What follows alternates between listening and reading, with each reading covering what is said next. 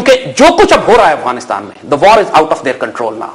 तारीख पढ़ते नहीं है, अहमक तो ये हैं, इनको ये मालूम नहीं है कि इससे पहले सोवियट्स का, उससे पहले सिकंदर आजम का, और तारीख इंसानियत में बड़ी बड़ी सुपर ताकतों का अफगानिस्तान में क्या हशर हुआ। और उनका क्या ख्याल है कि अगर ये लास्ट बेच अटेम्प्ट ना कर सके, काबू ना कर सके, और फिर उन्होंने अपने उस प्लान 2 पे, प्लान बी पे गए कि जी ताजिक रीजन एक तरफ कर देंगे, उज्बेक रीजन एक तरफ कर देंगे, 2 पश्तून रीजन बना देंगे, तो क्या तालिबान सुकून से बैठेंगे उस रीजन में? और काबुल पे हमला करके उसको कैप्चर नहीं कर लेंगे? जब काबुल के दरवाजों तक पश्तून आ जाएंगे और तालिबान आ जाएंगे, तो फिर उसके बाद काबुल में दाखिल होने से इनको कोई नहीं रोक सकता, आज भी कोई नहीं रोक सकता। तो ये अमेरिकन का वो प्लान भी फेल हो जाएगा। So they are totally confuse in Afghanistan now. तो जो उनका अल्टीमेट ऑब्जेक्टिव था, जिस काम के लिए ये पहले दिन ही आए थे, अफगानिस्तान में बैठने का मकसद इनका और कोई नहीं है सिवाय इसके कि पूरे खित्ते में इंतशार बर्पा करें, खुसूसन पाकिस्तान में। डेफिनेटली।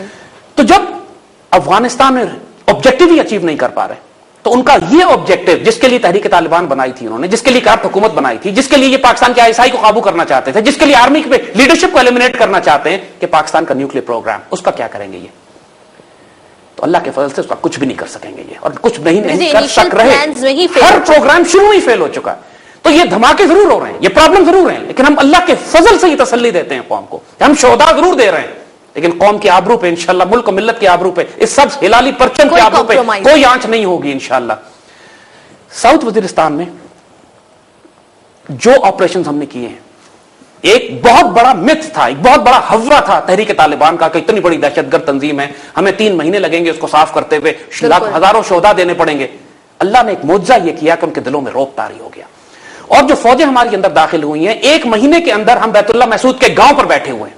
वो तमाम हेडक्वार्टर जिनके थे कब्जा कर लिया। 5 साल की मेहनत जो इन्होंने की थी, जो कम से कम कई 100 ट्रक असलाह पकड़ा गया है वहां से, कई लिटरली अगर कलेक्टिव लेंथ नापी जाए तो किलोमीटर्स में निकलती है बंकर और टनल्स की और खंदकों की और मोर्चों की जो वहां बनाए गए, इनको तबाह बर्बाद कर दिया गया। और इसके दहशतगर्द सिर्फ क्लैशनकोफ राइफलें लेकर वहां से निकलकर भागे, और अमेरिकन ने रास्ता दिया इनको। अफगानिस्तान की तरफ जो बॉर्डर पोस्ट थी वो निकाली गई है, फिर जो बाकायदा जो उनकी लीडरशिप थी उसको हेलीकॉप्टर से पाक्तिका से उठा के काबुल के नॉर्थ में ड्रॉप करके आए। फिर पाकिस्तान आर्मी ने इनसे कहा कि हमें ड्रोन्स दो, इन्होंने ड्रोन्स नहीं दिए। पाकिस्तान आर्मी ने इनसे कहा कि मुझे कोबरा हेलीकॉप्टर के स्पेयर पार्ट्स चाहिए, कोबरा के स्पेयर रोक लिए उन्होंने, and during the war that is going on. हमने डीप पेनिट्रेटिंग मेटल डिटेक्टर्स मांगे, ये नहीं दिए इन्होंने हमें। हमने ग्राउंड सर्वेलेंस रडार मांगे, ये नहीं दिए इन्होंने हमें। हमने इनसे ये कहा कि हमको ग्रेनेड लॉन्चर्स चाहिए, ये नहीं दिए इन्होंने हमें। हमने कहा नाइट विजन गॉगल्स चाहिए, ये रोक ली इन्होंने हमारी। ऐसी गद्दारी की इन्होंने हमारे तमाम के बावजूद भी। उसके बाद दुनिया कहती है कि हम अमेरिका की जंग लड़ रहे हैं। खुदा की कसम, अमेरिका के खिलाफ लड़ रहे हैं हम वहां पे।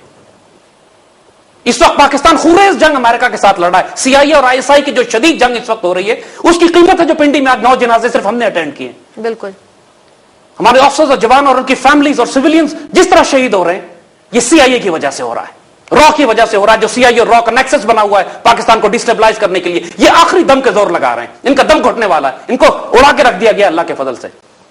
अब हम क्या करें? What should we do? What should be our response to this? Yes, the main question now comes in is, देखिए सिंपल बात है, अमेरिका अफगानिस्तान में हमसे पूछ के नहीं आया, हम उसके जिम्मेदार नहीं है। There is separate strategy. Pakistan में जितना फसाद हो चुका है, यह सिर्फ इस वजह से है कि अमेरिकन अफगानिस्तान में बैठे हुए हैं। Now let's re-evaluate this strategy. Musharraf दौर को हम बुरा कहते हैं, और यकीनन बुरा है वो, कि उसने अमेरिकन के साथ जब ये मुआहदे किए कि तुम्हें अफगानिस्तान में हम तायद करेंगे और मदद करेंगे, तो कोई शराइत तय नहीं की। किन शराइत पे? क्या तालिबान के खिलाफ या अलकायदा के खिलाफ? पाकिस्तानी तालिबान को अमेरिकन दहशतगर्द समझते ही नहीं है।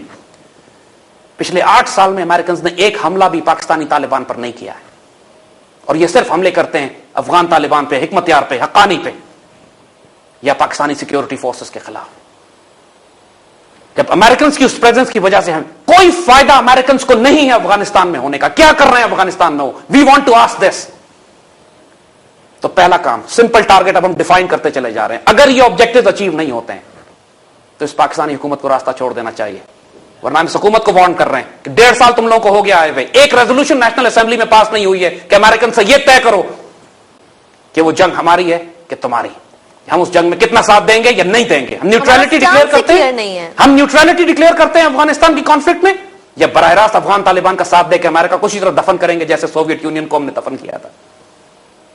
हमने ये फैसला करना, हमारी पार्लियामेंट ने फैसला करना। अगर ये पार्लियामेंट फैसला नहीं कर सकती तो हम लास्ट वार्निंग इनको दे रहे हैं, जगह खाली कर दें। अगर ये मिनिस्टर्स, प्राइम मिनिस्टर, प्रेसिडेंट फैसला नहीं कर सकते हैं, फिर ये डरे उस वक्त से जब इस्लामाबाद के खंभों पर इनके फैसले किए जाएंगे। ये साफ वार्निंग इनको इसलिए दे रहे हैं कि आज पाकिस्तान के हर पाकिस्तान से प्यार करने वाले की आंख में आंसू हैं, उनका दिल दुखी है। आज हमने अपने बच्चे अपने हाथों से दफन किए हैं और हम मजीद इस तरह के बच्चे दफन करने को, शहादतें देने को तैयार हैं, लेकिन ये कीमत, इसकी हम बड़ी भारी कीमत अपने दुश्मनों से वसूल करेंगे, चाहे वो हमारे दाखिली दुश्मन हो या खारजी हो। हमें यह फैसला करना है, साफ साफ बता दें हम आपको कि पूरे खित्ते का फसाद इसलिए है कि अमेरिकन अफगानिस्तान में बैठे हुए हैं। अमेरिकन को अफगानिस्तान से निकालना है। अगर ये डिप्लोमेटिकली, पॉलिटिकली, मुआहदों के जरिए निकलना नहीं चाहते हैं, फिर हमको तलवार की नोक पे इन्हें निकालना होगा और कोई इलाज इस पूरे फितने का नहीं है। हम एक रिएक्टिव जंग लड़ रहे हैं इस वक्त पाकिस्तान की सरहदों के अंदर। हमें अपनी जंग अफगानिस्तान के अंदर लड़नी है। इंडिया हमारे खिलाफ जंग अफगानिस्तान के अंदर से कर रहा है, तो हम क्यों इंडिया का मुकाबला अफगानिस्तान के अंदर नहीं करते? और अफगानिस्तान के अंदर इंडिया का मुकाबला करने का तरीका बहुत आसान है। या तो अमेरिकन और इंडियंस को निकालें वहां से शॉर्ट टर्म में, तो पहला काम है कि इंडियंस को निकाला जाए, दूसरा अमेरिकन खुद निकलें। अगर इंडियंस को निकाला नहीं जा सकता है, अमेरिकन कहते हैं कि हम इनको निकालने पर तैयार नहीं है, तो ठीक है, हम अमेरिकन सप्लाईज रोक देते हैं। This is Pakistani parliament must decide now, क्योंकि यह फैसला सियासी है, यह फैसला डिप्लोमेटिक है। फौज अपने तौर पर, जैसे हम बात पहले भी कह चुके हैं, फौज अपनी मर्जी सिर्फ एक वक्त में करेगी, जब वो हुकूमत का तख्ता उल्टेगी, जब 111 ब्रिगेड मूव करेगा। और अभी 111 ब्रिगेड मूव हुआ नहीं है, तो डरे उस वक्त से जिस दिन मूव होगा वो। क्योंकि इस वक्त मजीद हम शुहदा इसलिए नहीं देंगे कि हमारे हुक्मरान हमारी आबरू बेच चुके हैं। पूरी कौम शहादतें दे रही है, कोई सियासतदान, कोई एमएनए, कोई एमपीए शहादतें नहीं दे रहा है। बिल्कुल, ये जनाजे नहीं अटेंड करते अपने शोहदा के, खौफ के मारे अपने बंकर्स में बैठे हुए हैं। तो पहला काम पाकिस्तान को यह करना, यह फैसला करना है कि अफगानिस्तान जंग में हमारा रोल क्या होगा। पूरी कौम की आवाज तो हम सुना रहे हैं, हुकूमत को, पार्लियामेंट को, कैबिनेट को, मिनिस्टर्स को, कौम की आवाज सुनकर कौम की नुमाइंदगी करनी है। वरना हम भी नोट कर रहे हैं